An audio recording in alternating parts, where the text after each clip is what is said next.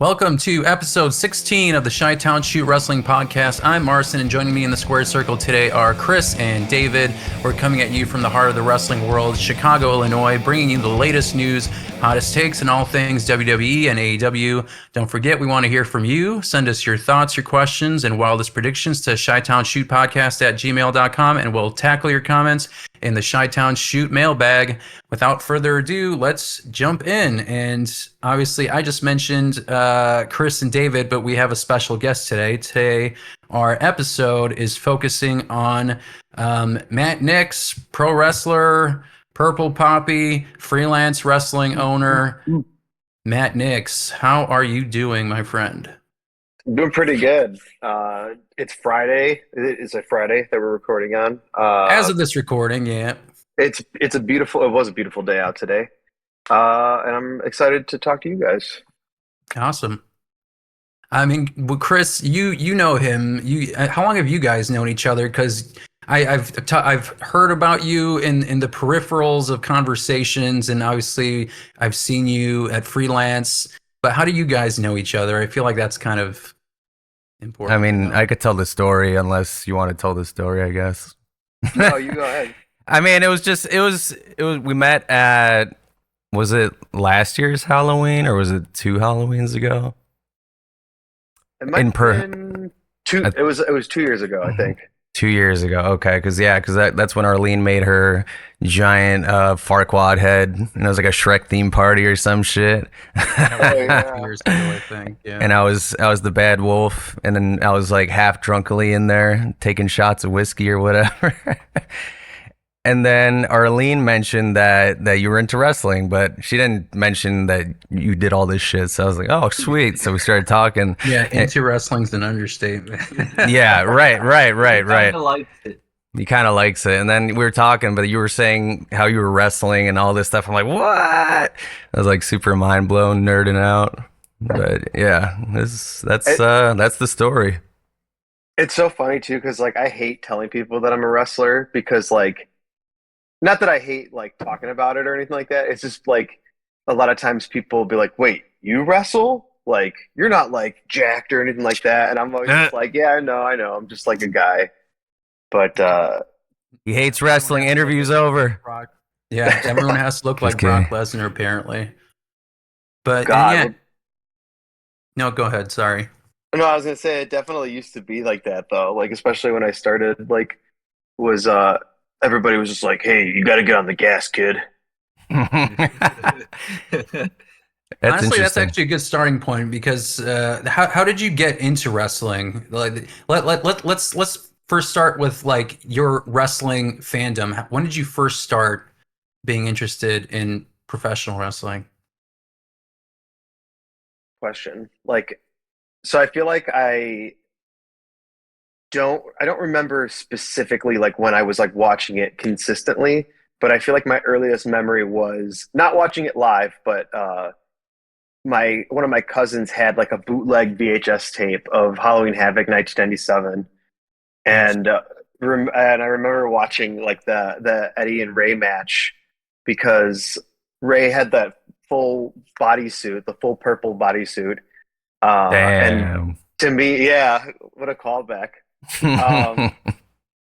But I like at that point in my life, I was like probably like 6 or 7 years old, and loved like Power Rangers, and I thought he looked like a Power Ranger, so I was like, "Damn, that's fucking cool!" Like, and then just that sucked me in on it. And my cousin would just show me like different wrestling stuff, and that was all I cared about at that point on. Nice. Yeah, I mean, I feel like you're about the same age as us. You're 33, something like that. Yeah, 33. We forget after 30. They all just blend together.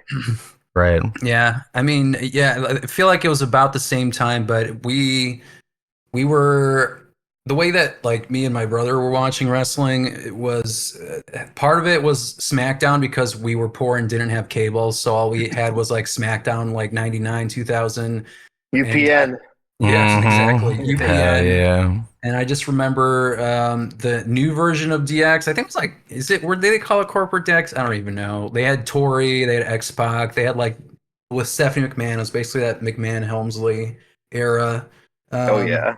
That's and what then it I was called. vividly remember Kurt Angle making out with Stephanie McMahon, and they had that whole triangle. And I was watching with my mom, like she has no idea what the hell was going on because she doesn't speak that great English, but she sat down with us and watched it. Curva. Yeah, that's awesome. Making out and stuff. Yes, exactly. And then we basically stopped, and then we started again in like 2006. We had like that break. So like when DX reunited again, and then all that, then basically we haven't stopped, with the exception of again like 2018 to 2022 or so, I think. Yeah, it was hard. It was definitely hard to keep watching around that time. Like you had to be really, really dedicated because like I felt like it kind of just got stale Yeah, and repetitive and just like not really engaging television. yeah. I mean, like the dog food stuff, and I mean all of That it. was 2019. That was only 1 year. Well, it's in that time window. It happened once. I was like I think for me it was that tiring thing, and then eventually I was like, yeah, I can't, because like there was nothing that was grabbing my attention. So then 2022 came around, and that's like the whole like Cody Rhodes came back and all that kind of stuff, and that kind of sucked me back in. And then like it felt like it was crazy news every single month. Like, oh, Vince is gone. Oh, allegations. Oh, Yeah. Triple H is in charge. Like it was bananas. Yeah, it definitely felt like we are living through history as far as like consistently. I saw somebody posted like that. They were like, "Man, I'm sick of like just in general like living through historical events, Yeah. Not even just wrestling, just life. life." Yeah. Politics and everything, honestly.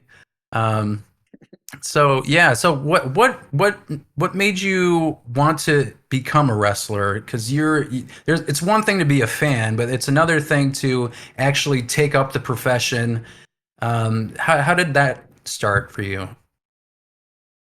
So definitely like growing up as a kid, like huge wrestling fan, and as as to most kids do when they're kids that love wrestling, I did backyard wrestling with a bunch of buddies of mine, Hell yeah. Hmm. and it kind of started out as just being like, "Hey, I'll be the Undertaker, you be Triple H," and like we're like going back and forth like on the trampoline and stuff like that.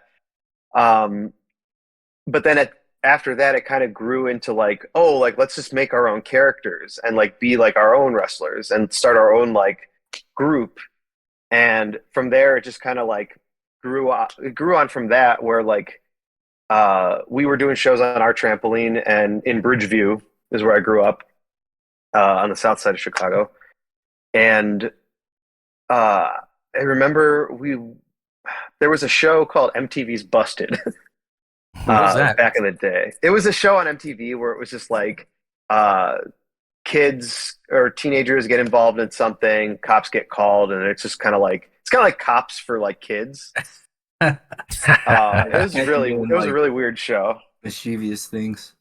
Yeah, it was really Yeah. like innocent stuff mostly, but they did an episode where the cops came to shut down like a backyard wrestling show, and it was in Oak Lawn, Illinois, which is like the next town over from where I grew up. And I was like, "Oh shit, that's crazy!" So like I looked it up on MySpace at the time, Hell yeah. and I found a couple of the guys that like were a part of that group, and I was like, "Hey, we wrestle over here.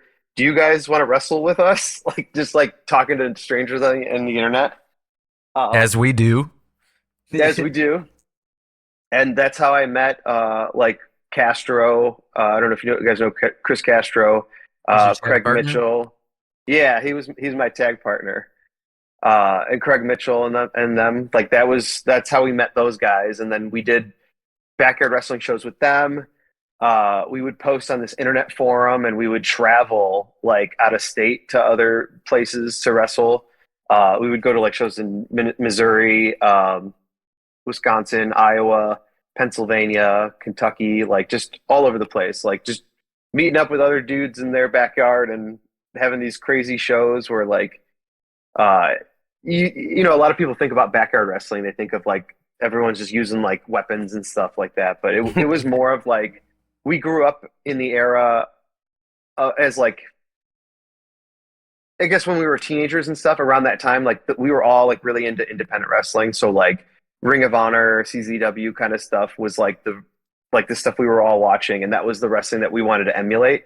So it was more of like, hey, let's try to be like Brian Danielson when we're wrestling in the backyard, as opposed to Sick Nick Mondo or somebody like that. Mm-hmm. So it was fun, and like we all kind of self-taught ourselves a little bit on how to wrestle, uh, but once I graduated high school and stuff, and I was like, I want to train and like you know actually become a wrestler. So I just Googled wrestling schools in Chicago, and I came across another internet forum called the Chicago Pro Wrestling Boards, which is a very terrible, toxic place. But Jesus. I believe it. as you can imagine, but Yeah. I remember posting on there about it as well, and got a message from this guy who was like, "Hey, I'm a wrestler. I know a place that there's training. Meet me at this location at this time." So we're like, "All right, cool." So we all kind of just piled into one of our cars and drove up, uh, kind of to the north side a little bit. But it was like in the back of this like place where like there's a bunch of warehouses and like where trucks kind of just back up to load into. We go all the way to the back, and there's just like this dude standing back there, like by himself, and we're just like, Shady. yeah. It's like, we all get out of the car, and he's like, all right, follow me, Oh and boy. And you guys yeah, were like, yeah, okay. This is where I blow your head off, boy. we're like, No. there's five of us and one of him, so like, if he does try to like rob us or something, we'll just beat his ass. But um, so we follow him up these steps into this big warehouse, and we're going in there, and all of a sudden we hear boom, boom, and we're like, that sounds like a wrestling ring. I think we're in the right place. So we go in, and inside there is like a little arena that they had built, and I guess they did shows there too at that time. But that was my first day. My first day of training was actually my 19th birthday, and that was when I met my trainer, the superstar Steve Boz. Damn, he Did they trains have a everybody. name?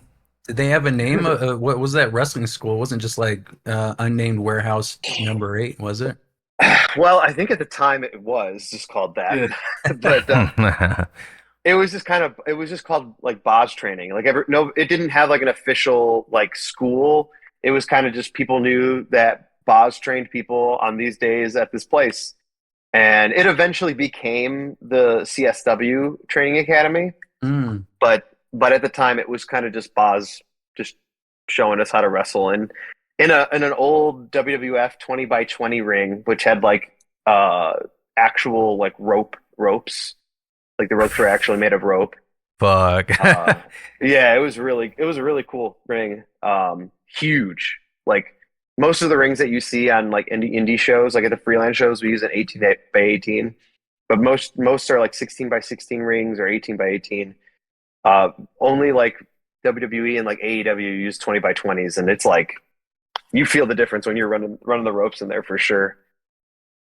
What did it feel like? Because you start wrestling, and I mean, like people do not give wrestlers enough credit. There are plenty of people, including like Chris's roommate, who's like it's fake, right? Oh And they yeah. don't Mm. and they don't like understand like how painful it is. But I understand that it's painful, but like I've never been through that kind of pain, for lack of a better word. When you first started doing your training, did that knock the wind out of you? Like what did that feel like when you started taking bumps? And what did your first like day of class look like, if you remember? And not drugs, kids. Yeah.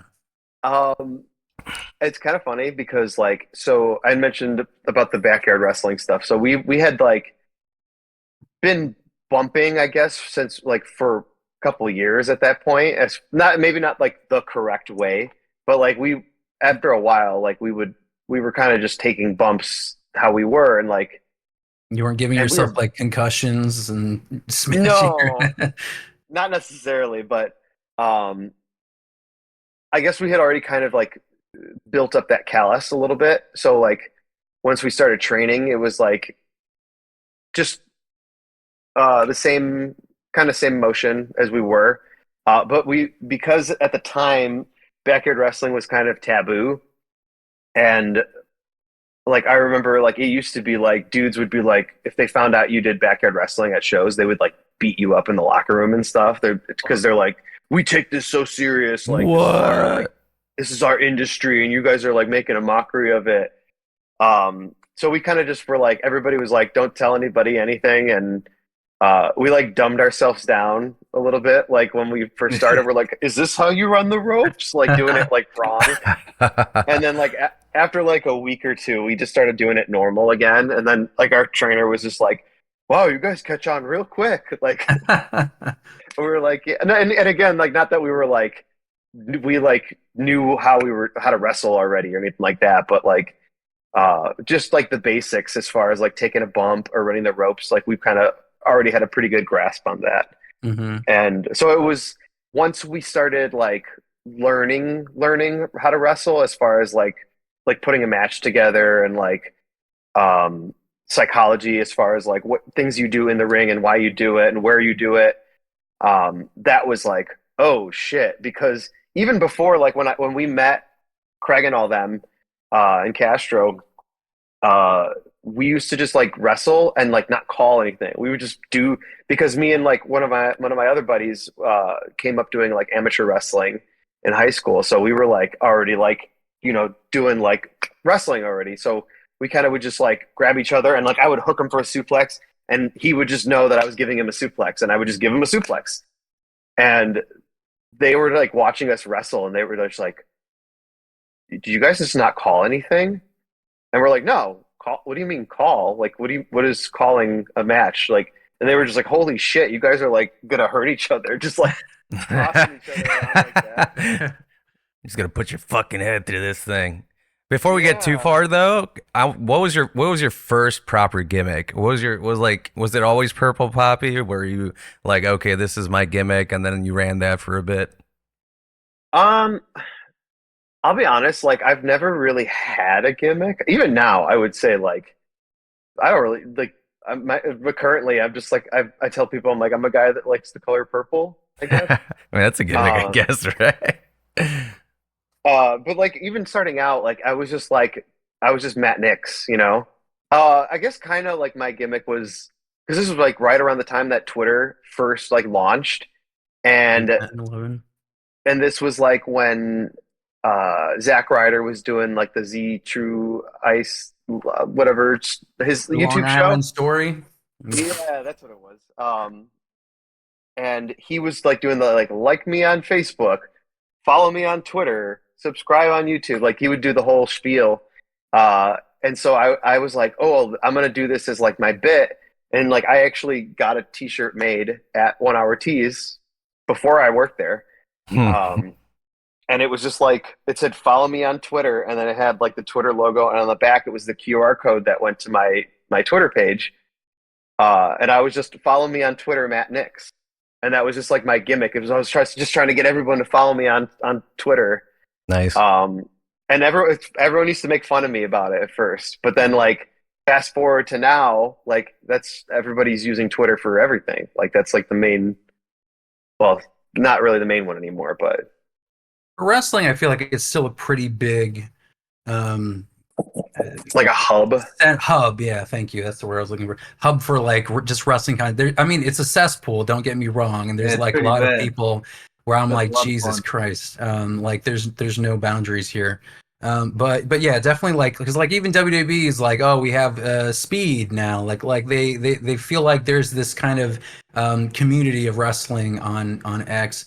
So for me, for the longest time, I thought I don't know why, and this is like I guess just my assumption because I just always assumed purple is Prince. So that's why I thought you picked purple because maybe you like Prince, but I that's not definitely what it like was, right? Prince. You do, but is that's not why you picked purple, right? Um, no, so the whole thing kind of started with, so like I had a specific pair of gear that I was wearing at the time that I liked, but it was black and white. Um, and one of my buddies always had purple. He had purple tights at the time, and I was like, man, like I love the color purple. I was like, I want to get purple gear made. I was like, at the time, I was wearing the black and white, and before that, all my gear was basically like maroon, had like maroon and gold. Uh, those were just like my high school's colors. So like I was just kind of like going off of the amateur wrestling kind of gimmick. Hmm. Not even gimmick, just like the presentation. I was more of just like a shooter than a wrestler. Um, and so I was like, oh, so I got that black and white gear made the exact same gear but purple and black. And I had found at a thrift store a couple years before that just this like purple jacket with like a floral design on it, and I was just like, wow, this jacket is so ugly. This would make a perfect ring jacket. And I'm like, I don't think I would need it at the time, but I was like, I'm gonna buy this, and I was like, at some point I will, because I just collect things as far as like things that I'm like I could use this as wrestling gear at some point. Because for better or for worse, if it doesn't work for me, if somebody, is like, oh, hey, I'm looking for something like this, and I'm like, I usually just have it because I just collect all this stupid these garments. But so I had the purple jacket, and I started wearing the jacket with the purple gear, and I started doing like stuff with the jacket as far as like part of my gimmick, where I was like, oh, this fucking jacket gives me like special powers. Um, and I kind of went with it, like I was like with Prince because I was like I love Prince. I was like, you know what, like the lore behind it was we were coming back from Minnesota on a trip one time, and it was real misty and hazy out, and there was just like, for some reason, this is a true story, the whole sky was just lit up purple, Damn. and like just bright purple. And we were like, what the fuck is that? Like, how is the sky that purple? Like it, I was like, there's Aliens. got to be something going. Yeah, there's like, it's got to be aliens or something. And as we got closer on the highway, we realized it was like at a rest stop or like a gas station. There was a gas station sign that had like a purple sign. The light was purple, and it was like neon light purple for something, whatever the advertisement was. But because it was so misty and hazy out, it like amplified it in the atmosphere, because the it was just kind of like a smoke machine, like a fog machine does, Hmm. with lights. And so we were just like, holy shit, that was crazy. So I was like, I took a picture of it, and I was like, this is like my origin story. And I'm like, this, like the spirit of Prince came down and blessed my jacket or something like that. I don't remember exactly what it Rain. was. The Yeah, it waters was of the purple rain. Minnetonka. Damn, that's crazy. And I would put the jacket on, and it would just be like, it'd be like some shit where like the guys would be like tossing me around or whatever, and I would put the jacket on and be like, hold on. I'd put it on and just be like, Hulking like up. it would start charging me up, and then I would just like, whoa, hip tossing them, like giving them arm drags and shit. Um, and then it just kind of grew from there, and I was like a, it became kind of like a Prince ripoff, kind of like a Prince ripoff, but also like Corey Feldman, just being like really weird. And at this point, it's kind of just, since I don't wrestle as frequently, I'm kind of just like, I'm just the purple poppy now, because one of my trainers called me that one day, and then it kind of just stuck. And I'm they, like, you're the one who's a dad. I'm like, I'm not even a dad yet. they listen to Easy being a Drake and they're like, oh, daddy. Poppy. Yeah. I mean that's awesome. And what, so when you're coming up with like your move set, and how do you go about that kind of process? Like how do you think about, I guess, like let's dive into like ring psychology and that kind of stuff and wrestling. And honestly, what you just said with like the jacket and stuff, that's amazing. I think that's a really awesome like gimmick and concept. Putting on like this piece of clothing and then you're essentially hulking up. But like when it comes to like your finisher and your move set, how did you decide, like what to include in your move set? Did you were you thinking like I'm going to be more of a grappler, a technician? I'm going to be more like a high flyer? Like how did you come to what you use currently as your move set? Um, that's a good question. So I guess like when when I first started, wrestling, I had a very different mindset as far as where I'm at now. And at the time, at that time, I was more concerned with like I got to do since I'm a little guy, I'm a high flyer. Like I have to be a high flyer, so I have to do high flying moves. Um, and I'm athletic enough, especially at that time. I was definitely athletic enough to kind of get away with it. Um, but like as I got older, and a little fatter and a little slower, um, I kind of just found ways to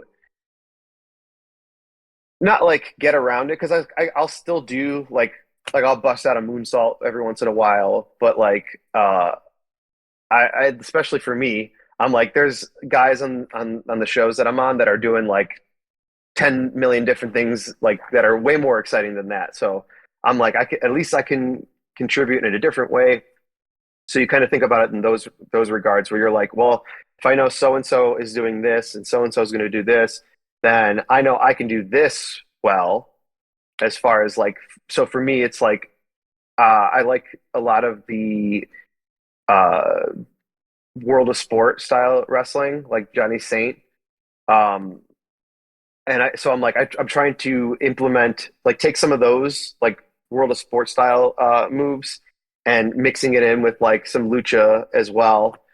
And just, like, not, I wouldn't say, like, recreating the wheel by any means, but, like, just, like, tying them all in together. Because it's just, like, I'm like, I want to do stuff that, to me, I think would be fun to see people do.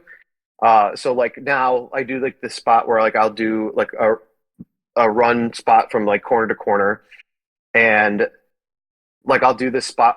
They call it the Russ Abbott spot. So it's kind of like, sorry, I'm getting like a little technical, but No, I That's love it. cool. Keep going. We're so nerds it's kind here. of like you run into the corner, and it's like a little hop step up on the second rope, and you turn and you shoot through their legs as they're coming at you. So they're kind of like stumbling as you go through the legs. And the Russ Abbott spot is more of like it's that through the legs.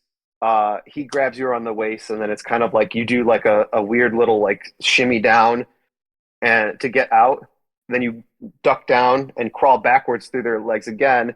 Stick your feet underneath there. They go to grab your leg. You hop over them, and it's just like it's a lot of like cat and mouse stuff. To like Hmm. the baby face is out wrestling the heel, and the heel gets mad, and he's just like, "Oh shit!" and like kind of like throws his hands up in anger. Um, that's like a real like unless you're wrestling somebody who knows how to do that stuff, and I wouldn't even say that I know how to do it that well. Like it's like if you watch Cabana does a lot of that stuff, Oh, and he's Cabana. so yeah, he Hmm. does so much of that stuff really well. um but I'm like I like to like take like parts of that, and like I'm like so I'll do the hop up through the rope or through their legs, because I'm like that's easy, and I can do that with anybody, and that's like a big part of like figuring out your move set is like you can do stuff like have moves that you can do with like certain type of guys, but like have moves that I can do this with anybody who's in the ring with me, because it makes it just easier to call things. Um, so yeah, I'll do that. Go through their legs. They'll turn around, give them a couple arm drags. So it's like, oh, here's like athletic moves now. But then I'll put in a little bit of comedy because I'll give you two arm drags, and on the third one, you go to arm drag me. I'll throw my hands up like, oop, as he goes to like throw the arm drag, he like eats shit and like lands on his face, and he's kind of like laying there holding his hands out like, oh my god, my face, and I'll come in and give him like a handshake, and then as he comes to, he's like, what the hell? Goes to whip me, and then we go into other things from there. But um, it just comes like at least as far as sorry to answer your question now. Um, so as far as thinking of like stuff that you want to do like that, a lot of it just comes with time and like knowing okay, like I've tried this, I know how to do this, I know I can do this well. And they always tell you to like pick your like for Cena, everyone always like talked about the 5 moves of doom, but that's kind of like what they train you to do is like pick like your, couple things that you can do better than anything else, and make sure you implement those into what you are doing out there. And like, I don't want to say like doing them all the time, but like, or doing them the exact same way, but you can take them and like rotate them into different spots in matches. Like I can do these at some point in the beginning of the match, or like I can like put it in later as like a part of my comeback or something like that. Um, it's really kind of just finding what you're comfortable with and just taking that and then growing off of it, and then having like different beginnings and endings onto certain spots that you do. Were you? Oh, go for it. Go for it. Yeah. Were you always? So you seem like a face right now. Like the last match that you had that I saw you at Freelance. Were you always kind of a more of a face style character, or were you ever like just straight up shit heel? Um, so uh, it depends. Like I go both ways. Hey. Nice. But the I like I like being a heel more. It's way more fun. Hell yeah. But especially at Freelance, like I had like a nice little heel run there a couple years ago. This is pre-pandemic, way pre-pandemic. Um, but it's like it's always fun to do it, especially there, because like they they know me so much as like being like Mr. Freelance, Mr. Chicago guy, that like if I ever like turn heel there again, it's gonna be like, oh shit, like that's crazy. In terms of like your how you build a match, does it depend, like, so talk to me like I'm 5 years old when it comes to like building a match, because I feel like does it depend on the opponent when you're like building out the match? How much of it are you calling it on the fly when you're within the match? How much of it are you planning out the entire match before the show? How do you do it? And do different Um, wrestlers do it differently? I would definitely say different wrestlers definitely do it differently sometimes, but there's actually quite a few variables that kind of go into it, because you have to consider uh, where are we on the card? Like, are we the opener? Are we, right before intermission? Do we have to like go into intermission with a hot finish? Are we the main event? Like placement on the card like kind of dictates sometimes what you should do. Hmm. As far as like not wanting to do too much, take away from like other matches or go too long. Um, it depends on too like who you are wrestling, because is this a random one-off opponent? Is this someone who we have a story with? Is this someone who I'm feuding with? Because that would definitely change kind of the way you would put a match together, as far as like, am I going to be more aggressive? Am I going to be like, is this more of just a competitive match, or like um, something like that? But also like skill levels. If you're wrestling somebody who's like more of a veteran, you could definitely like some for someone like me, if I was in there with somebody that like I knew pretty well, that they could like we could put a good match together. Like, I'll go, okay, I'll do this, and this in the beginning. You do this, and this. Cut me off with something. Uh, they'll just call their heat out there. And so as far as like, if I'm just like, I'll know what they're cutting me off with for the cutoff. And then from there, I'm just like, as they come and hit me, oh shit, I'll sell to like where, random other spots. Like sometimes they'll be like, at some point, sell to the corner and I'll do this, and this with you. And I'll be like, cool. So like, if they're like on me in the match, he'll like hit me and I'll just sell to the corner, and he'll come over and be like, okay, that spot. And I'm like, yep. And then we'll just go right into that spot. Um, I really prefer that. That like I know some people will sometimes they shouldn't, but like some people will call like everything that they do in the heat area like that.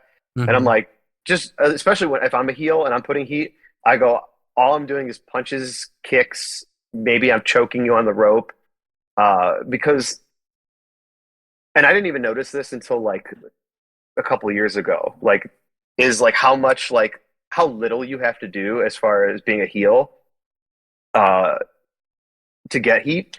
Because like you could, it's on most of it, especially at an independent show. I feel like it's very crowd interactive based. Hmm. So as long as you're like interacting with the people, they don't care whether or not you're doing like crazy moves or whatever. Like they're watching you talk shit to them, and they're just like, oh shit, he's talking directly to me. Like I'm gonna yell back at him. Like crowd engagement, and then like they just want to see you get your ass kicked at that point. So you just kind of like beat them up, beat them up, beat them up, talk shit to the crowd, beat them up, beat them up, beat them up, talk shit to the crowd. Then oh shit, he's coming back on me. Beat him up, beat him up, beat him up, and then he comes back. Boom, boom, boom, boom, boom. Then the crowd loves it because then the babyface gets to do all the cool stuff, and all you have to do is just be there to take it. When it comes to like the crowd, working the crowd into like your wrestling match, how important do you feel like that is when it comes to wrestling matches? And can you personally describe like when it comes to like crowd interaction and them yelling or screaming your name, like what does that feel like? Because like wrestlers, I mean, like I feel like obviously it's like a drug for wrestlers because it's like you have Ric Flair who's in his 70s and he's had like 3 retirement matches, so like that really like gives somebody something. Like what does that feel like for you? Going into the crowd at Logan Auditorium and doing a match and just feeling that energy. How do you did you feel like, is it a learned thing? Like did you just kind of like learn how to do crowd psychology on the fly? I guess it's like 3 questions, but No, it's interesting because like different people are different, but um, you know, I feel like it takes people sometimes to a minute to kind of warm up to being in front of a crowd. Like some people are just naturally like, oh yeah, like uh, not like shy by any means. I feel like I'm kind of weird because like I feel like in normal life I'm kind of shy, but like uh, for some reason, and it's such a cliche, but it's like for some reason when I know that I'm Matt Knicks, then I'm just like boom, like I come out through the curtain and I'm just like Mr. Confident. Um, and it's just weird. Like it's weird just kind of like putting yourself in a different mindset, a different headspace. A lot of times like I don't even like hear the crowd. Like sometimes like when it's like certain moments in the match where I'm just like I need like you I should say this. I definitely notice when it's quiet. yeah. And that was like for this past match that I had with Alfonso, like I feel like we started out a little flat, and like as we were getting through it, like I could hear them like kind of getting more into the match, and I'm like from there like that kind of energy helps you kind of like you feel it a little bit more because like there's nothing worse than like you're out there just like taking bumps and the crowd is like dead silent because like in for me like in my head I'm just like God, they don't give a fuck about this match at all. And then when that Hmm. happens, then if I'm like, oh, they don't care, then I don't fucking care, and then it Yeah. just kind of affects the match. Um, but then it's like it's on the other side. It's awesome when like you're like doing something, and then like you hear them like coming up, like clapping, and you're just kind of like vibing with it, and you're just like, okay, they're feeling it. Like now I'm feeling it, and it kind of just like helps carry you through the rest of the match.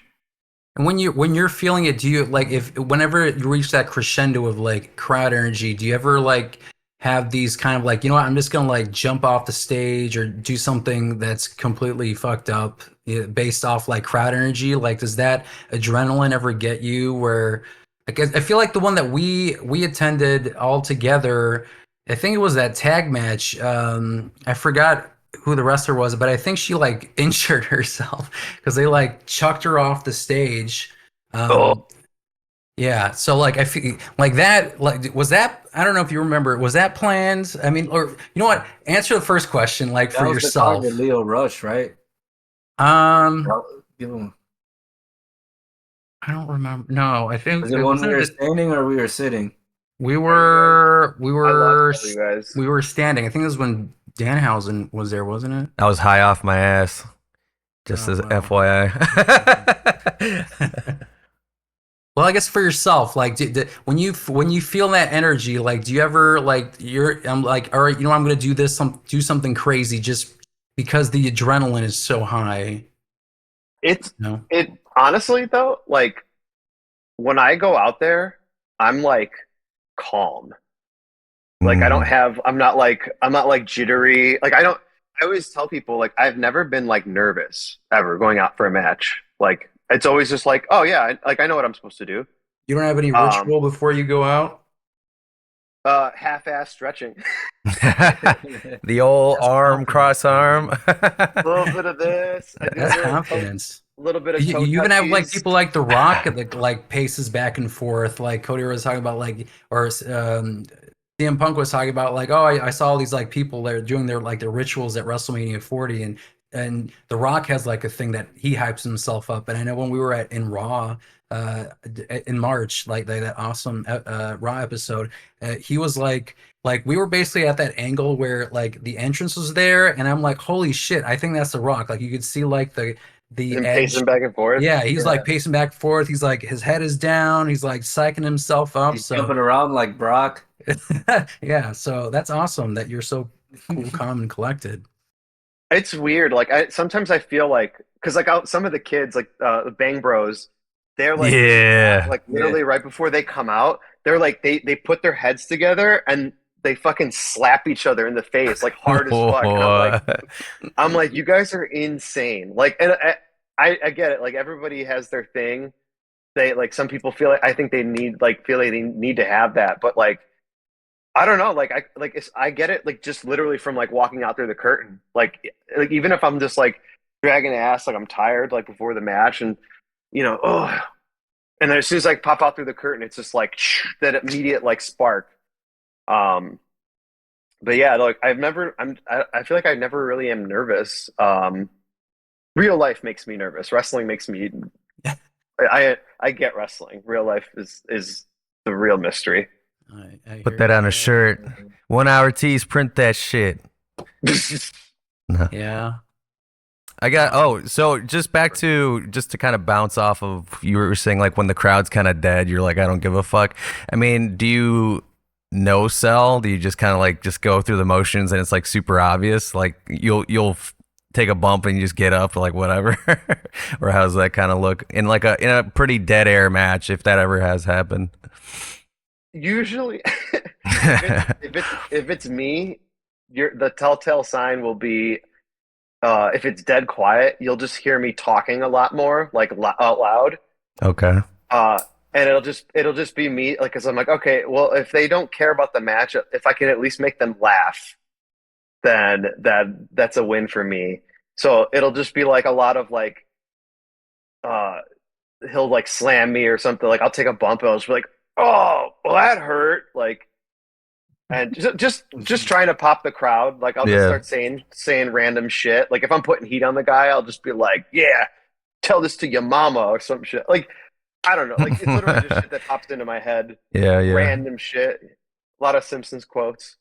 Hell yeah. Well, you're in the right Shit. crowd with Simpsons quotes. Gotta bring out the Simpsons right now. Well, David, you were thinking about being a wrestler, and you have these plans being a wrestler. What kind of advice would you give someone like David to start wrestling? Damn, Jim's getting plugged. Uh, Well, we have an expert. I figured we'd have like someone, hey, offer some Of course. advice. The Burger King 1990. What are these? They were like toys at Burger King in 1990, and it was like all the Simpsons or whatever. And they were at Wait, this where did you antique buy store, that? Was that on eBay? I Algonquin. think I have those. Do I you? have those. Yeah, I got them all at this Algonquin antique store. It was like $50. They were like 10 a piece or whatever. So one, two, three, Dang. four. Yeah, $50, but worth it. They've seen some things. Yeah. No. As you said, advice for someone starting out. Yeah. Um, so the first thing that I would say is it is hard. but not impossible. Um, it's like you don't necessarily have to have a physical fitness background or something like that, or an athletic background to kind of just like jump into it. But it is definitely recommended to, have some sort of regimen that you do. Um, I guess like don't get scared away by it because it's a lot of like conditioning and stuff early on. Hmm. Um, but also just listen. Listening is kind of like the best thing. It's very easy to get heat in wrestling, Uh, and literally just from talking too much sometimes. That was my big problem early on, as I didn't shut up ever. So like I just pissed a lot of people off all the time. Which is funny now because now they're all like, hey, like they'll hit me up and be like, hey, remember when everyone hated you and now like you run freelance? And I'm like, yeah, it's funny. But but yeah, just like they always say, like ears or mouth closed, ears open yeah. is the best way to learn and get better too. Because like a lot of times it'll just be like hang out at a show and like you're just talking to somebody or like somebody like a veteran or somebody might just be like, oh, you know why he did that is because this and this, and it's just like sometimes it's the things that you just get offhanded like that are like a lot of the biggest learning experiences. I feel that. That's good stuff. Um, what about so you mentioned like heat and what do you think of like cheap heat, in insulting people's cities? Do you feel like that's like a valid thing, or do you kind of like frown upon like the easy stuff to like piss people off? Oh no, I love cheap heat. I love it because it's like if you're doing it almost satirically, where it's like okay, it's like okay, I get what he's doing here. Like it's like a bit almost, but like the cheap heat where it's just like calling women fat, I think is like ugh, like you don't really have to do that. Right. Or like swearing at the crowd. I'm also like because which is funny because like our shows like people say whatever the heck they want, but like Sure do. That one guy, I don't know who the hell he was, but he was like yelling at y'all all night. He's probably a regular guy that shows up. I don't know. yeah. Um. Oh, the guy in the front row. Yeah, yeah, Yeah. yeah. Yeah, Gauges, no, I I know think. him. Yeah, Mm-hmm. he definitely likes to talk his shit. Um, I was yelling back and I was like, "Whose side are you on?" Right. But yeah, like we'll always tell the guys like don't like obviously don't use any like racist or homophobic like rhetoric on the mic, but like you don't have to like drop the f bomb every other word either. Like Hmm. I feel like that's just like it's like be a little bit like more professional, you know? Yeah.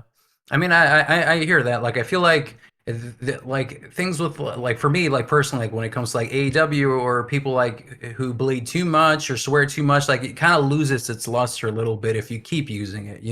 If it's Yeah. occasional, I feel like that makes it more special. And one thing about freelance that I do like is that you guys are very like open. Like I'm gay, I have a fiance, so like the environment that you kind of created in freelance wrestling has been very like my first impression was like, wow, that's a pride flag, that's awesome at the entrance. So just letting you know that that's what you're doing is amazing. But we keep talking about freelance, but I guess I kind of want to get into the start of freelance and how did you get into it? Because you have the promotion and then you have the academy.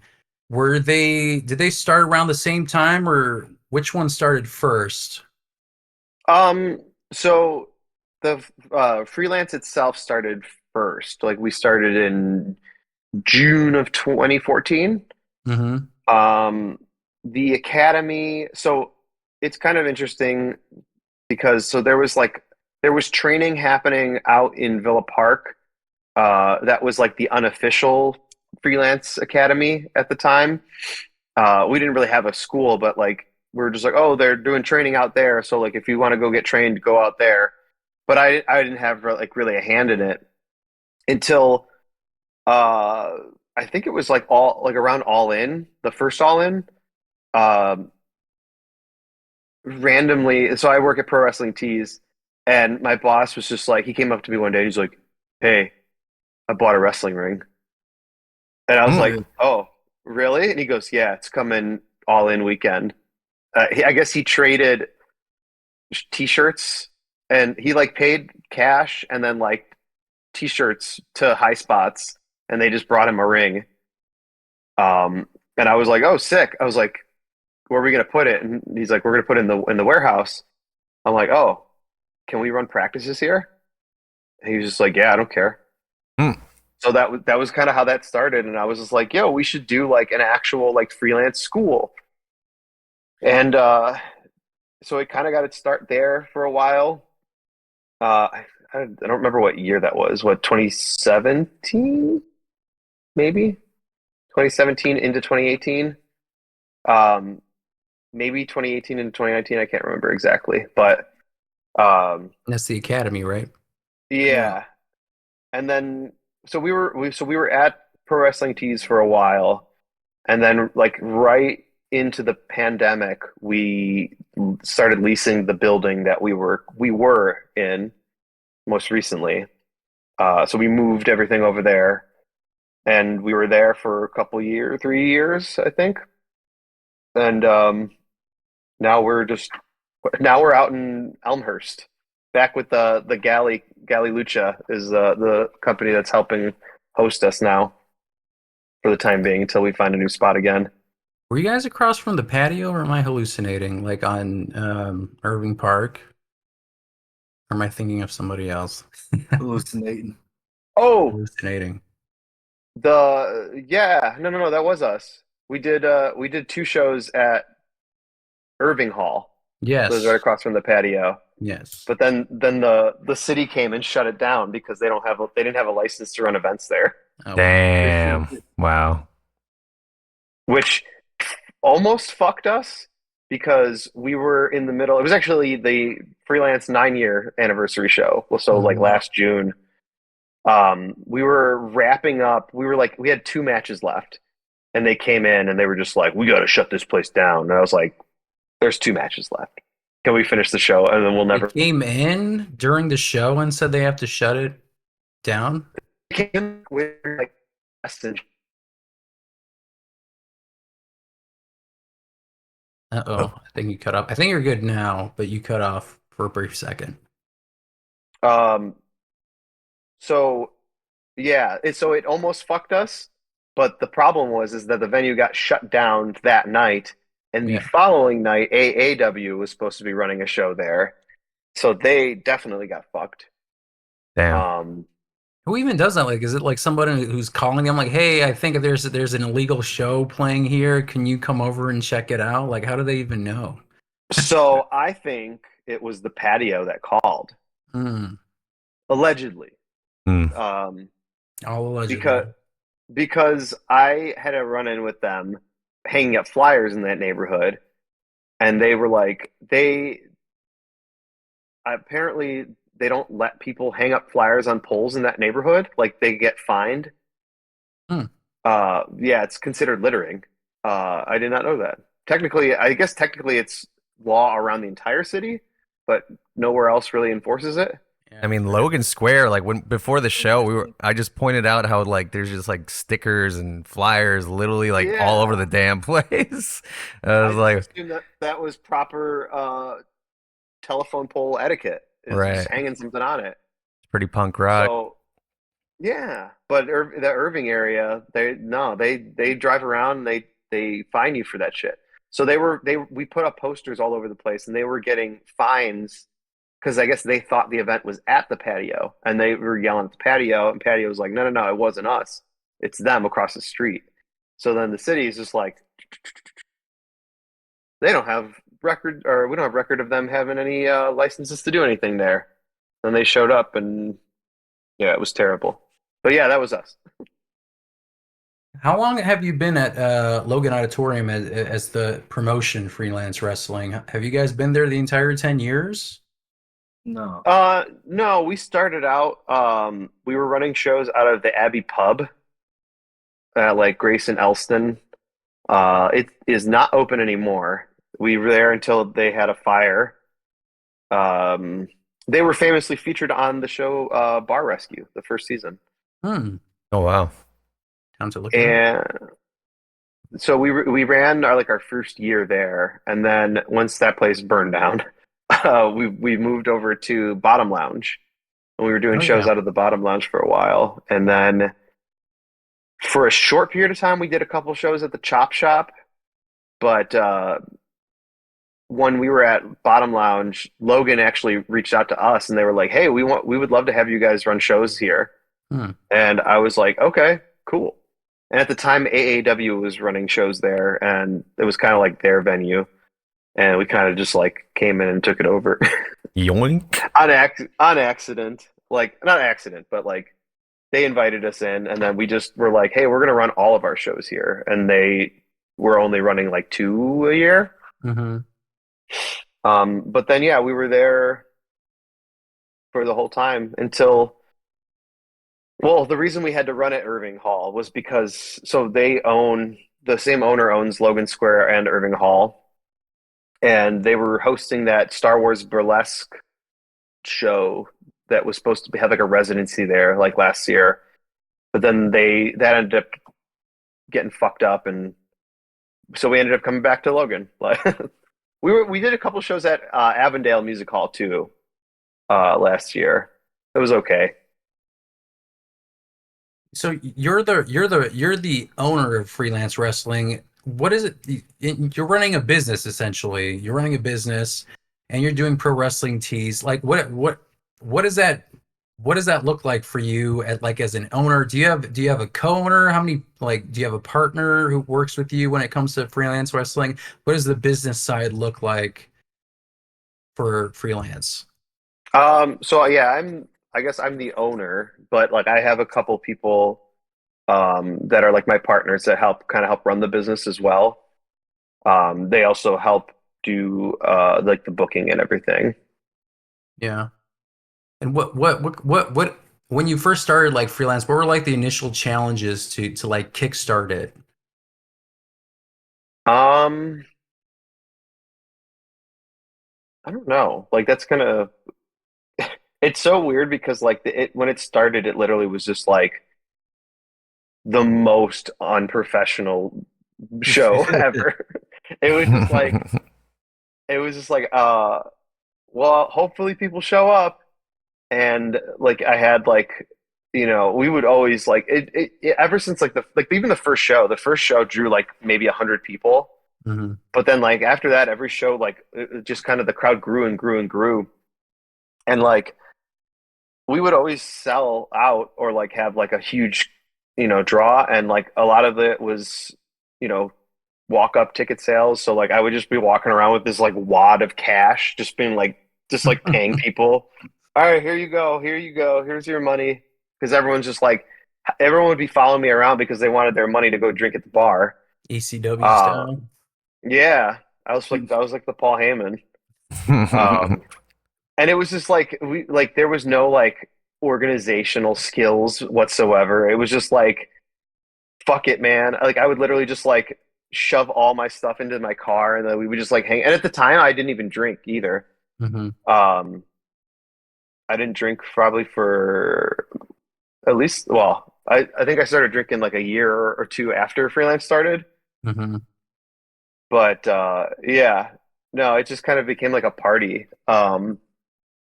And that's kind of how it was for like a while until like it started growing to the point where like, oh shit, like there's like a certain uh, like expectance, I guess, of like how the shows are supposed to be, or like how, people, a lot of people were like, oh, like referring to freelance as like one of the top indies in the United States, and I'm like, that's crazy because like it's just it's that's not like that was never my intent, and like so like it started getting a little like more like popular and busy, and like I started having to have people help me like do the booking and stuff because like I had people hitting me up every day, like multiple people like every day, just like hitting me up trying to get on a show.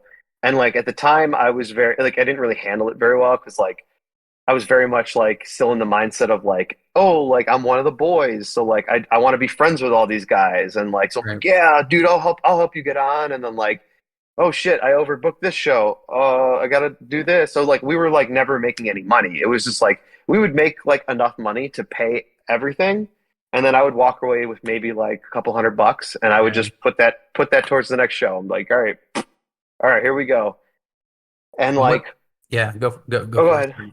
Oh, I was just gonna say, like, where do you feel like, what year did you feel like like you hit your stride and you're like, okay, I kind of understand, how to run the business and all these things. Do you feel like you have reached that peak 10 years in, or do you feel like you're still learning?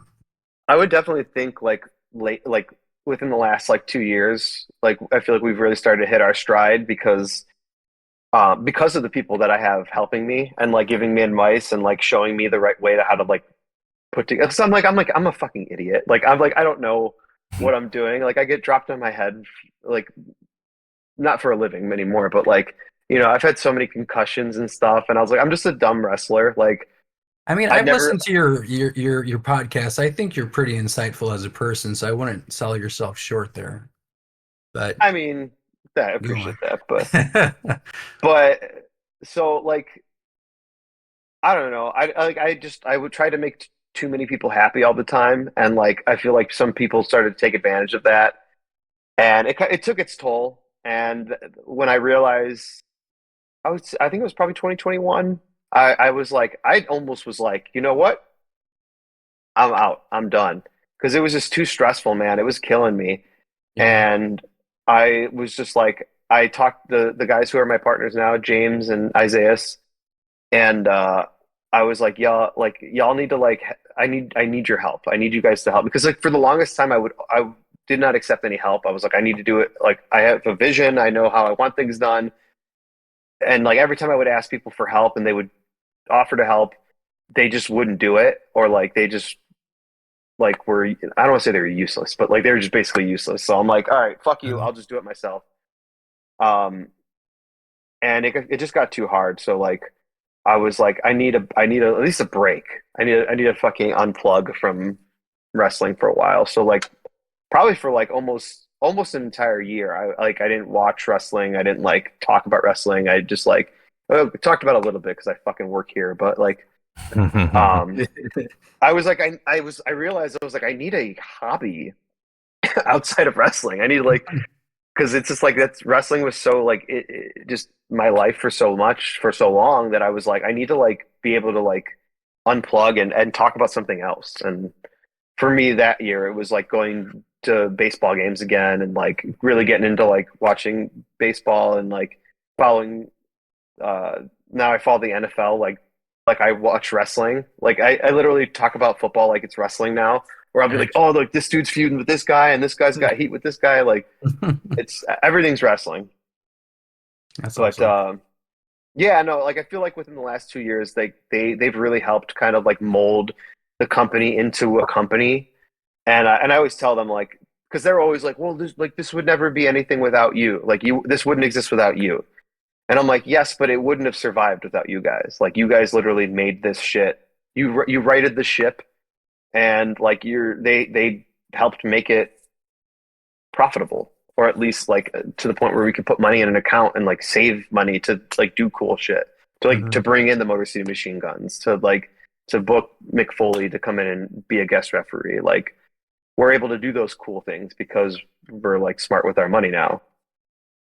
How'd you settle on the name freelance? Was it always gonna be freelance, or did you have like a list of names? You're like, it's gonna be, whatever.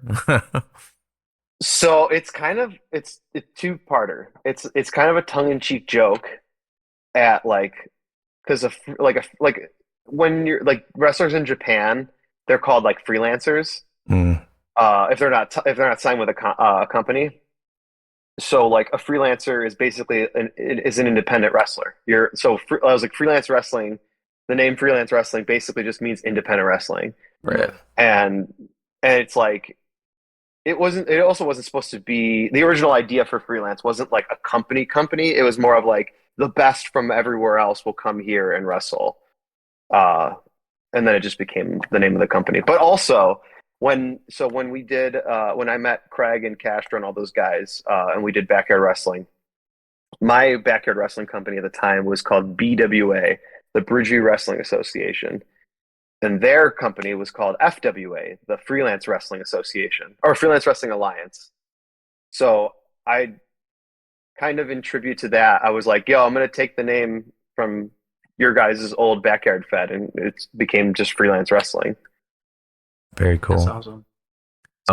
Sure. While we're on topic, what's your favorite hot dog joint around Chicago? I'm basic, and I will say Gene and Jude's. Yeah. Shit, I pass that shit That's up my every closest single one, but day. that's like my favorite. It's just like sauce. it's just the best. I've always wanted to get the tamales from there. Never done it. Are they still cash? Somebody told me that they weren't just cash anymore, but I'm not sure. When I worked at Office Max in Melrose Park, they used to always come in and buy like receipt rolls and shit.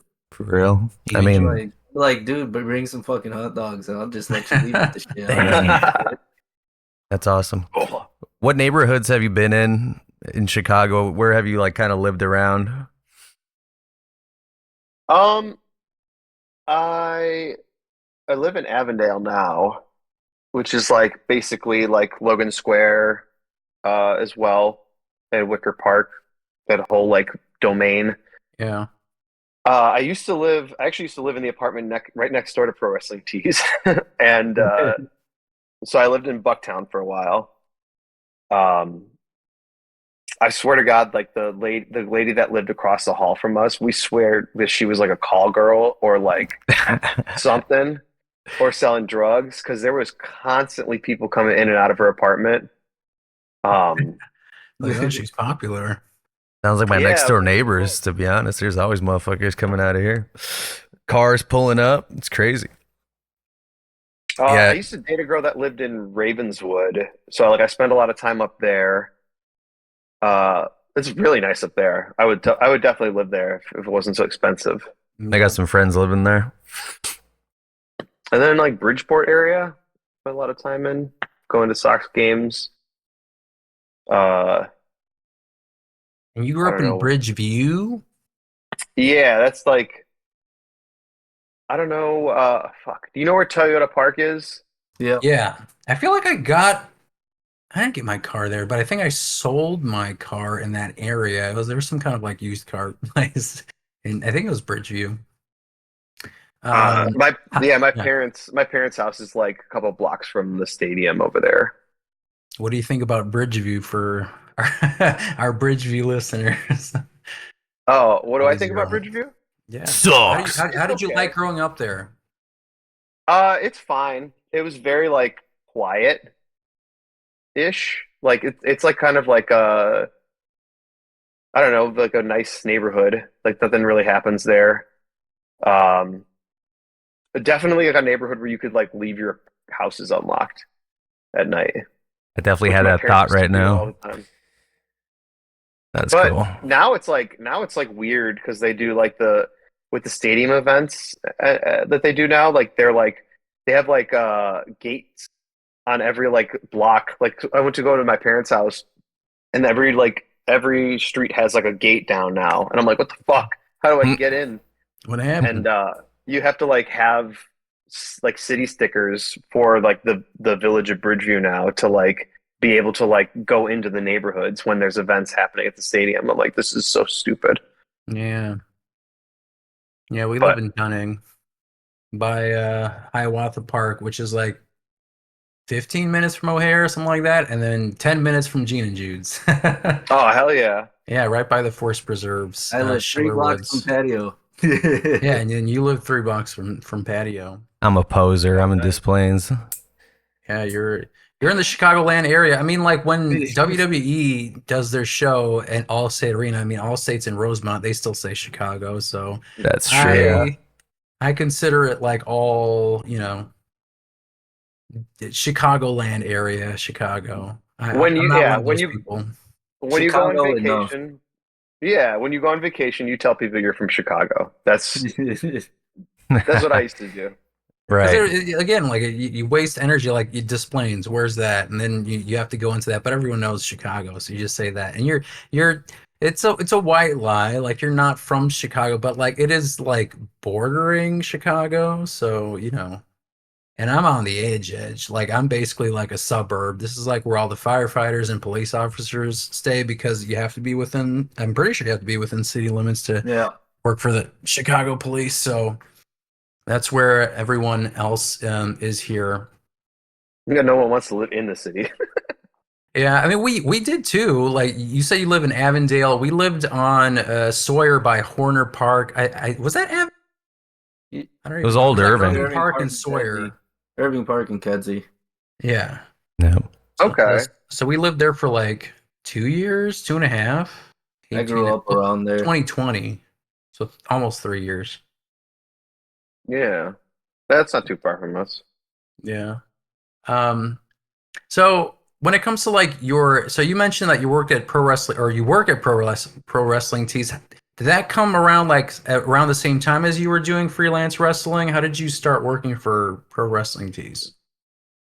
Um, yeah, it actually was like right around the same time, I think. Like at least I think I started at Pro Wrestling Tees a little bit before freelance started. Um, and honestly, it really just came from like I I was friends with a guy that used to work at I don't know if you guys remember the Squared Circle. Yes. Um, Yeah. rest in peace. I was so upset because I love like Victoria. For those of you who don't remember, Victoria, the wrestler, or Lisa Lisa Marie Marie Varon. Veron. Thank you. Yeah. So she was a wrestler. She was Victoria. She owned it with her husband, former husband. It was amazing. We still have a picture on Facebook. It was like me, Chris, and Arlene. We went like when they like opened not too long ago, and we took a picture with her. And they were doing like pay-per-views and like I said, that kind of stuff. Like that was awesome. I remember like once I like ordered like their food through like Grubhub because I like their pizza wontons. um, but yeah, you were saying. Um, yeah, no, we used to. I fucking miss that place so much. We used to every Wednesday night was indie wrestling night, so we used to like go up there every Wednesday, and yeah, and then like you said for pay-per-views and stuff, that was the hangout spot for everybody. But I knew a guy that worked there. He was one of the bartenders or like cooks or something. I don't know what he did there, but he worked there. Um, and he also worked at Pro Wrestling Tees. And he like I had posted on Facebook, I think, just like looking for a job. And he like hit me up and he was just like, "Hey," or no, I think he called me and he was like, "Hey, I think I have a like a lead on a job for you." And he's like, "Can you come to here like tomorrow?" And I'm like, "Yeah." So I came up here to like the next day and I just like kind of showed up. Ryan, my boss, just kind of showed me around the shop and was just kind of like, "All right, so like when could you like start?" And I was like, "I could start right now." And he was like, "All right." And I just started that day. Start And making shirts, motherfucker. yeah, they were like, "All right, he's going to show you how to use the machine." Um, and so this was like right around the time when Punk's store dropped on Pro Wrestling Tees, like for the first time. So like they had an influx of orders that were going out, so they needed extra hands to help package up orders. So I did a lot of that starting out. Um, but then as you know, the months went on, it was like I started freelance, and then Pro Wrestling T started like blowing up more. Fun fact too, like the first like people that signed up for Pro Wrestling Tees was like Cabana, Christopher Daniels, the Young Bucks, Kevin Owens, and me. So like You're That's in the awesome. golden circle. yeah, like literally was like one of the first people to sign up, and that was actually even before I was working there too. So but now it's been like 10 years working here as well, and like I've moved up through the ranks doing everything from embroidery to EPT, like heat transfers, to like now I'm the supervisor for all the printers there, and I've like kind of taught myself how to do like the actual maintenance work on the machines as well. So like when something breaks or like if they needed like a print head replaced inside the machine, like I'm the guy now. You don't just hit it. Awesome. Uh, Yeah. no, only the TV receiver do I do that to. Nice. So forgive my ignorance. Is 1 hour tees different from pro wrestling tees, or is that the thing where you do the t-shirts in an hour? So What am I mixing it up with? so the parent company is, I guess parent company, but like it's 1 Hour Tees is like the original business.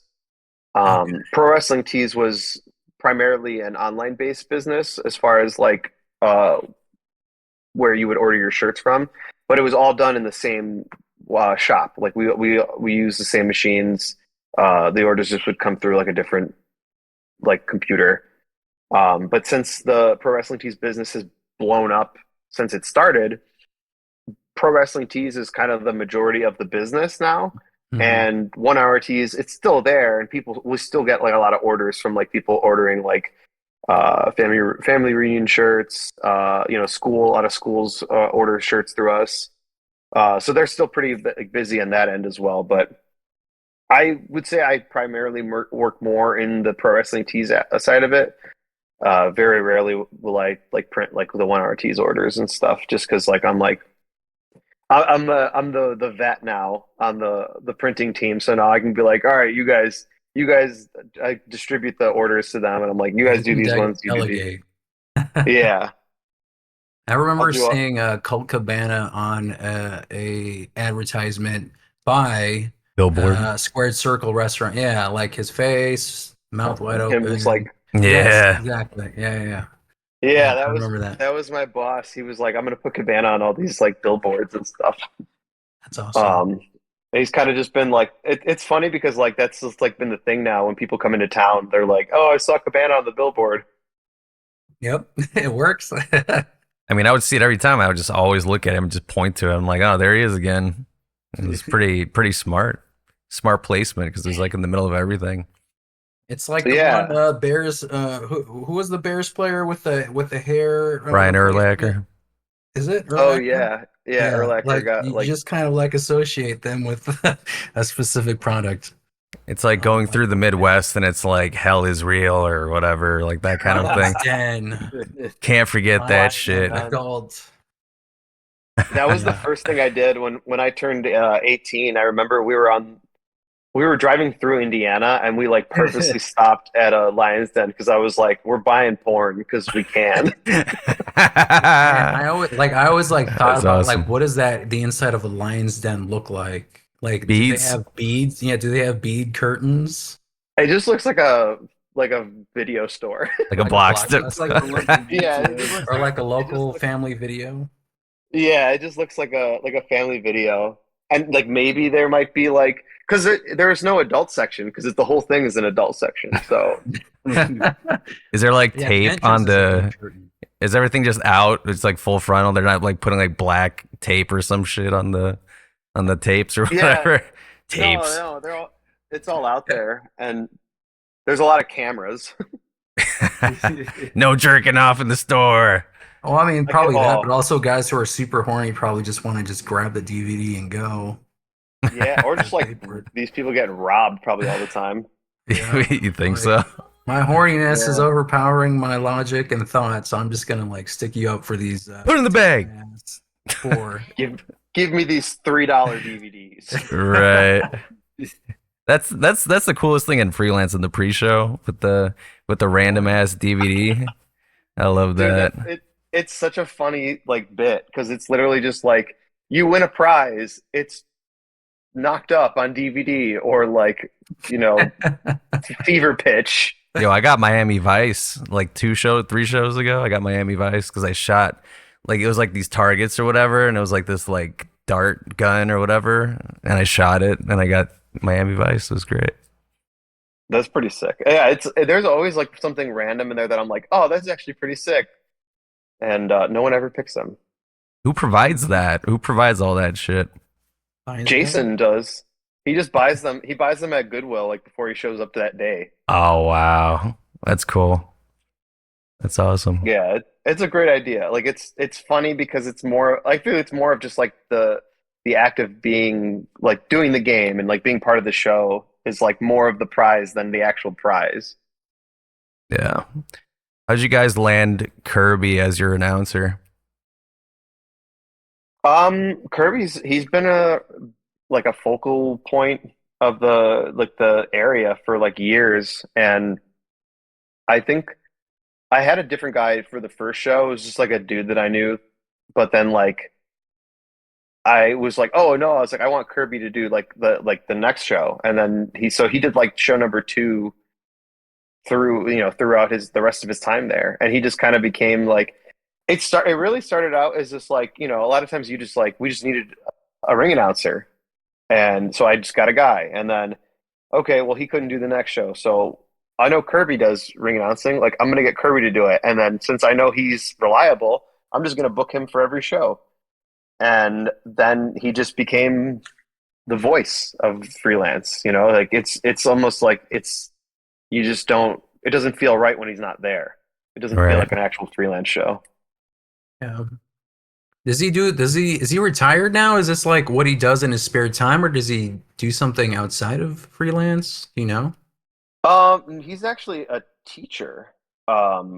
He teaches not I don't know if it's like special ed, but he works with like kids with autism and stuff. That's cool.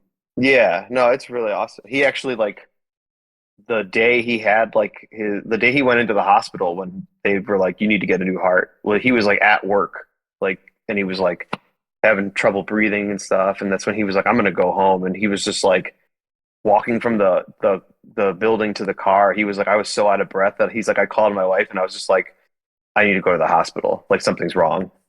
And he was definitely right.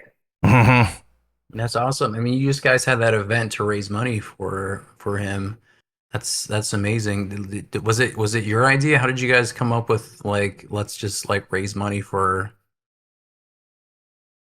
It him? was like my buddy James, who helps with the booking and everything like that. It was kind of his idea. So originally we had the month of July off. Like we were originally going to take July off and just pick it back up in August. Um, but like when everything happened, he was like, "Dude, we got to do something for Kirby." Like they're really close too. So he was like, "I really want to do something for him." He was like, "Would you?" He's like, "Would you be cool with us doing like a charity show for him?" And I was like, like, yeah, absolutely. Like, let me know whatever I can do to like help. And like I told him, I'm like, it was mostly James's idea. And I'm like, the fact that like I was able to like assist in any way by like lending the my brand to be able to like post it and facilitate it. Like just for me to be able to do that like means a lot. And then the fact that we were able to raise like a lot of money for him um, for his medical bills was awesome because I know how like hopeless that probably feels too. Like especially like being like for one, just being depressed and all this stuff. Like not knowing whether or not like the surgery is going to work or like all that stress and everything like that of survival. But then also having to remember that like oh like now we have to pay for all this, but also I'm not working, so like how's my family going to eat? And just not I couldn't even fathom like having to deal with all that and just being like well I got to figure it out, and then to just have somebody like be like hey here's a bunch of money like to help you with that, like that's incredible, like to be able to help with that. Yeah, I mean that's amazing what you guys did. Like me and my brother Chris, like yeah, our dad had like AFib and he had like issues with his heart, so that kind of like hit close to home. But I mean, he had like a whole transplant, right? He had a whole. Yeah, That's wild.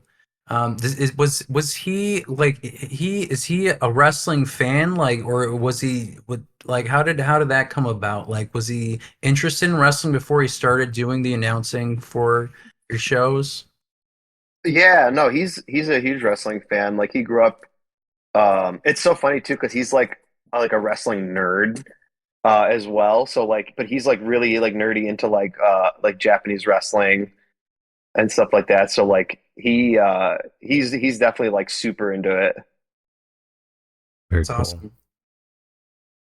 So we're approaching the minute 30 mark. I want to do like a hard right turn and then I'll reel it back into freelance with some closing thoughts. But I wanted to talk to you about aliens because I think that's just kind of an interesting topic, kind of spice things up. We're already an hour and a half in, but what is like the latest like alien stories that you're kind of like into right now? Obviously, we had like the was it last year, Chris, that they had the Senate hearing and oh my God, I Yeah. just forgot his name. Oh, Yeah, Grush. thank you. Grush. Yes, Yeah, David yes, yes, Grush. yes. Yeah, David Grush. That was last year, right? Yeah. It feels like, yeah, it feels like there was so much like like info dump that happened for those couple Yes. months, and then I feel like there's been nothing happening, Yeah. and it also just depends on like where you're looking to, because I feel like there's been like weird adjacent things that have been happening that if you really try to pull hard enough, you can pull the string on whether or not that's alien involvement or not. Was it in There was Brazil like or something? It was like no, Brazil. Jetpacks. Yeah, the jetpack oh predator, Alien jetpack. invisible predator guys or something. yeah, that one, and then like the weather anomaly that was off the coast of Africa. I don't know if you saw that. Like Yeah, they were just I'll like it was just like this like scan of this giant thing off the coast of like Africa, like on the east coast of Africa or west coast of Africa, and everyone's just like, don't know what that is, and they were like freaking out as to like what it could be, and they were like, it turns out it was just like what like waves, I guess, or something. I don't know, but like people were kind of like speculating that it was like that whole like DARPA thing where they like can control the weather, Oh and that like yeah. that maybe it was like them testing some sort of like weather device, but it like I can't remember what the fuck it was, but like people were also being like, "Oh, is that a an alien mothership like under the water?" I What's mean, of that course, people are footage where speculating. it was that footage where it was like blue light from the water, right? Is that what you're talking about? Oh, yeah, no, that was something else. But Oh, yeah, that was I fell down that rabbit hole on Reddit yeah. for like a I'm on couple of Reddit a days. lot. I'm assuming you're on People were R checking it. aliens and R UFOs. What else is there? Because those are the two I have. Um, High did you strangeness. did you guys? Because like Yeah. I once I saw this specific like story, like I just kept reading, and I don't even care if it was fan fiction because like I mean like again like we like wrestling, so like you kind of like you lose your suspension of disbelief or whatever. There was this 4chan uh, story from this one guy who apparently was dying of cancer or whatever, and he was working at this, or they, Classic. and they were working at this, yeah, exactly. This specific area, I don't know what it was of the specific government, but this guy was breaking down the studies of like these alien bodies, and like he went into super detail, It was like a the biology biotech lab.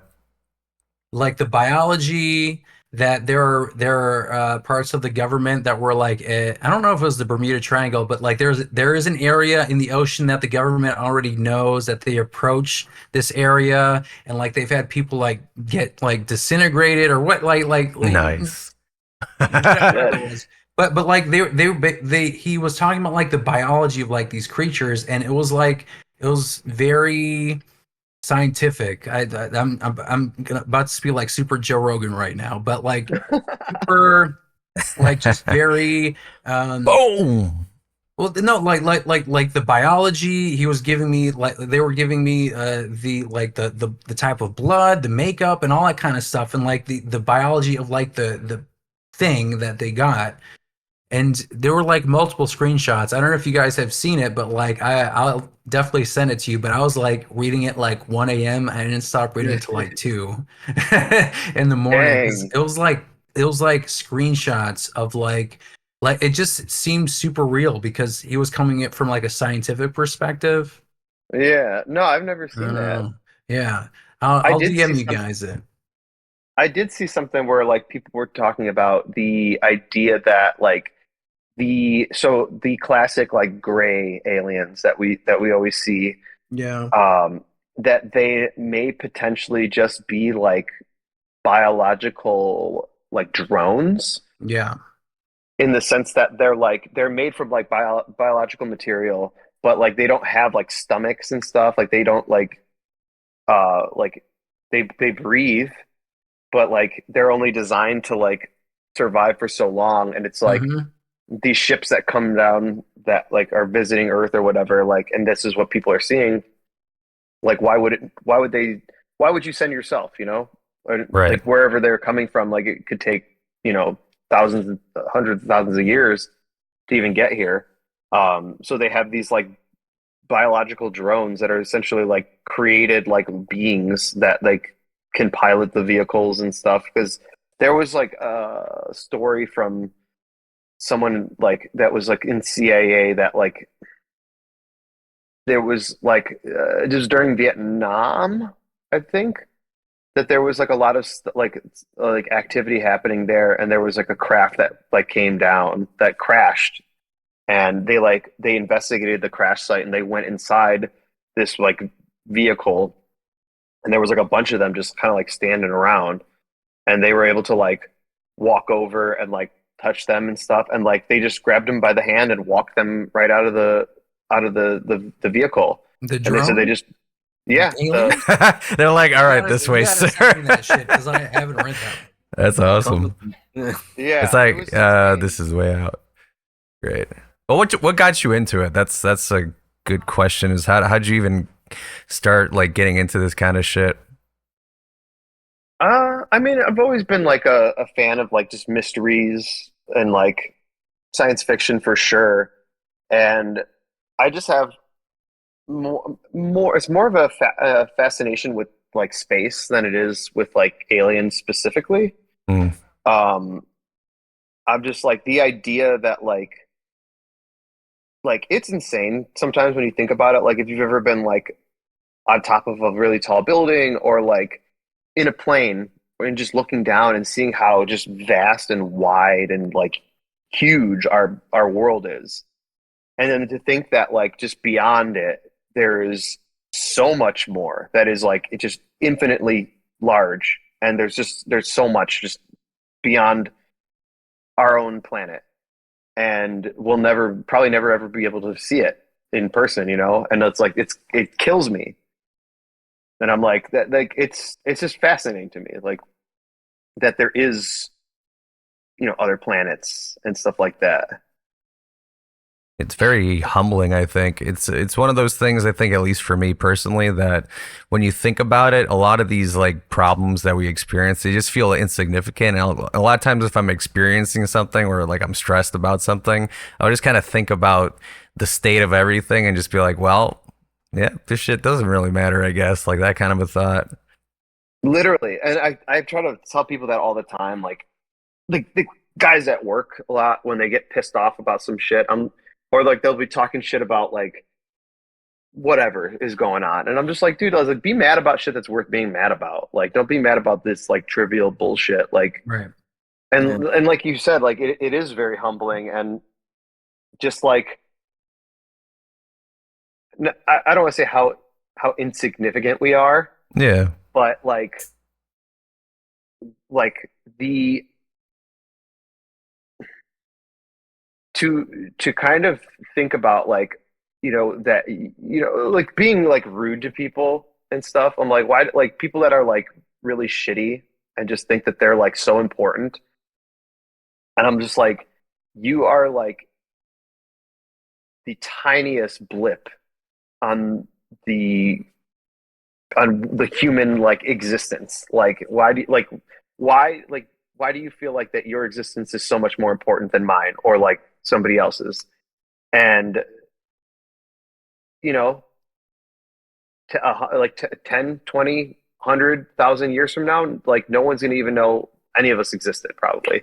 Right. And like, so it's like it's nice to kind of think about like enjoy life while it is, and like don't take for granted like like your life and your importance, because like I think of it as like if it's important to me, then it's important to me, and that's okay if it's not important to like somebody else, as long as it's important to me.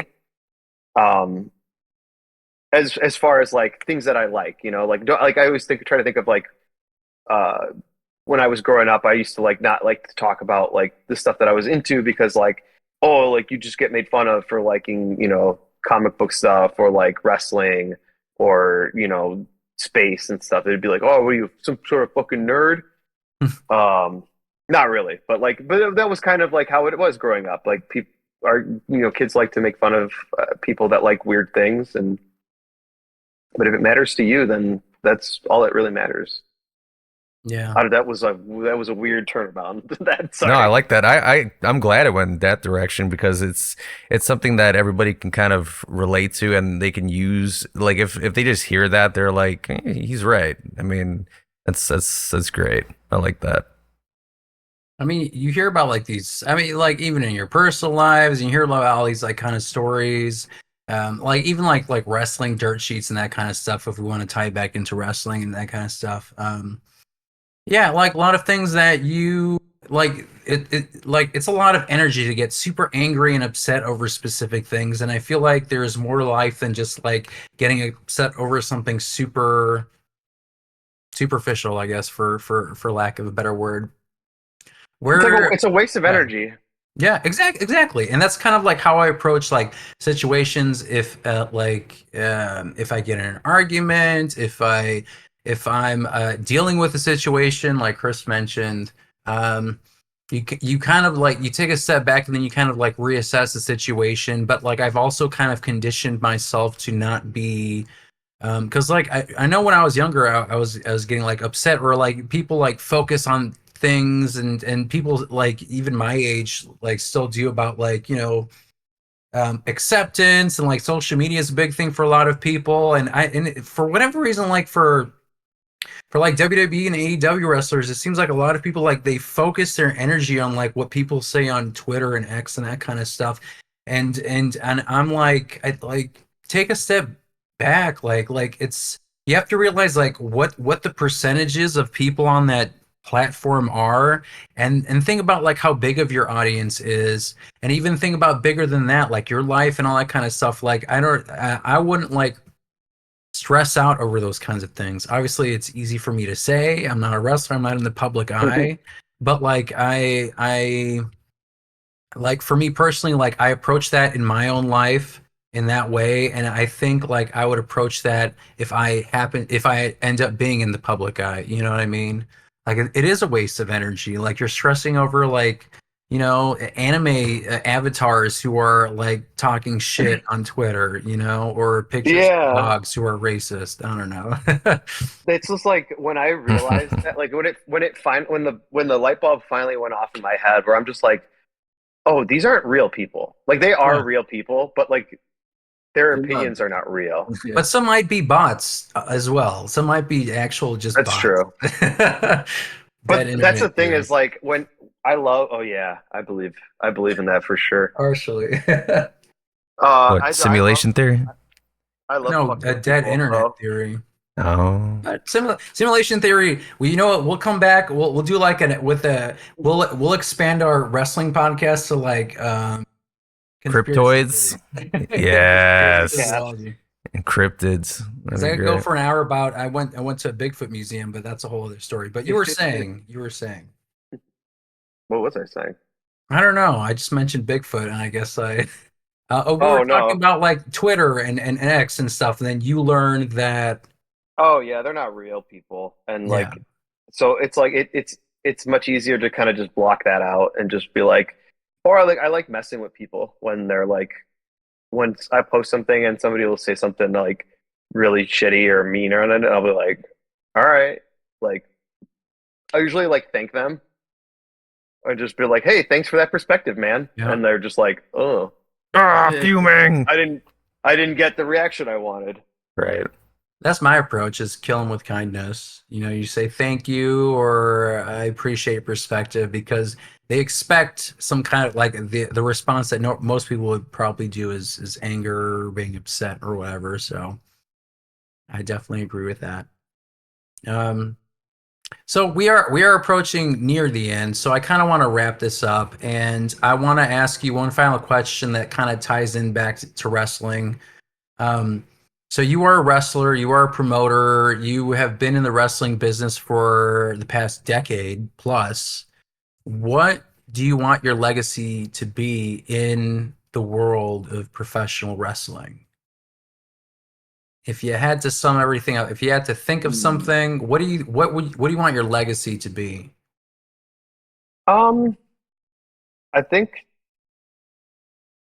I would like to just be remembered as someone that gave people opportunity, um, and cultivated an environment that was both fun and welcoming for people to come and enjoy, and that people will look back on that fondly, I guess. That's awesome. And I think, and you're doing like, we just started, or I just started watching you at Freelance this year. But what you've been doing has been amazing, and it really feels like when you're in there, like I see people who have been there quite a while. Like there's like this cult, like the Chicago indie wrestling culture that you feel when you go into the building. You know, the wrestlers that you have on the show, the audience members, people like, since we've been there a number of times, you see like people you've seen before in the audience, and it feels like again like a community. And you can apply that to a lot of different aspects of life. But what you created with Freelance Wrestling has been amazing, and I do want to keep going and seeing your shows, because like I don't know how you balance pro wrestling tees, promoting a show, training academy, a relationship, pets, and a podcast, and all those kinds of things. I tip my hat off to you, my friend. And yeah, really thank you for taking the time to talk with us today. This is our first interview with a person, so we're really honored for you to be our first person to be interviewed.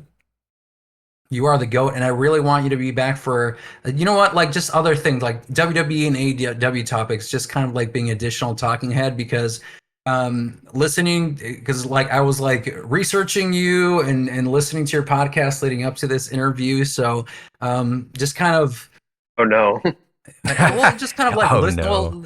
positive things, just kind of like listening to your conversations. You're very insightful. And he talks about being like quiet and that kind of stuff, but like you say a lot like in your podcast, and you're very, you talk a certain way where like it's very insightful, I guess, for lack of a better word. So yeah, keep doing what you're doing. And that's a wrap for this episode of Chi-Town Shoot Podcast. Please don't forget to like, subscribe, rate us, and leave a feedback. Tune in next time for more wrestling madness. Until then, keep marking out.